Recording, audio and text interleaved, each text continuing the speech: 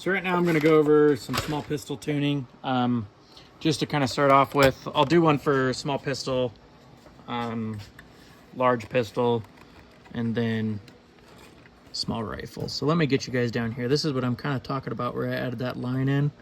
So you can kind of see where your 45 line is. So if you put this bucket at that line, you match those up, you're going to be at a 45-degree angle, which will feed 90% of your bullets. And so we'll just start out with small pistol right now. Let's go ahead and do, I'll just screw this all the way out so everybody can get a feel of like starting from zero. Okay, so there we go. Our thread just caught. Just give it a turn, like, I don't know, maybe two turns in. And we'll start out by feeding some 115 grain 9mm ammo. I'm not going to put too many in there because this stuff is so easy to tune that we're going to tune it in about 3 seconds and then watch the rest of a million bullets spin all day. So you just kind of want to get it going here, spin them up to the top. Okay, so those aren't tipping out. That looks good. And then we're catching our noses. And it catches that nose and flips that bullet. And that's all you're looking for, is that right there. Let me go ahead and screw this too far in, and I'll show you what that looks like. So that's not good. You won't notice how, like, screwing too far in with the bullets that are upside down, but when they're right side up, you'll see something like this.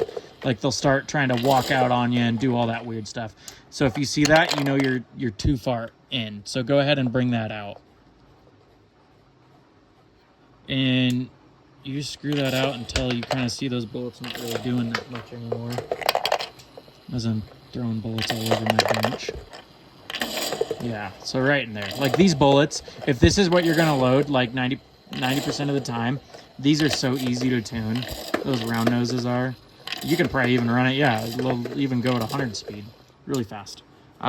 Okay, so let's move on to a little bit tougher of a bullet. So these are some 38 special kind of hollow points, soft noses. You can see those there. They're a little bit taller. They have that point in them, so it makes them a little tougher to flip and get adjusted, but we can figure that out together. So to start out with, you have to immediately almost screw in your nose guide every time for a hollow point. Because it just has to be able to grab that big flat nose base. So we grabbed right there. We're just kind of guesstimating. We're still at 45. And it's actually looking like we're probably going to be okay. Let's kind of let the rest of them run here. I'm at about 35 speed. That's what I would recommend for hollow points and things like that. So see that? Like what I had kind of said. So that means we're in a little bit too far.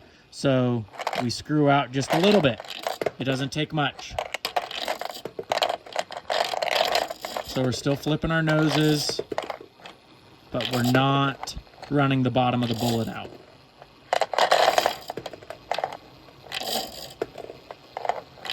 Which is what you're after.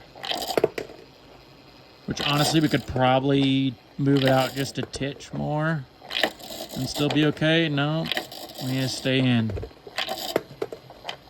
So right in there seems to be a pretty good sweet spot, so maybe in a little bit more. Let me grab a few more and throw them in upside down just so we can go fast here.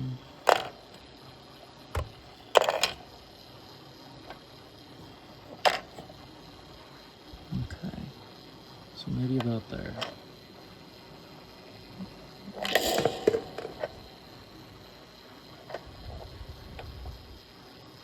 Okay, so it's looking like we're pretty good right about there.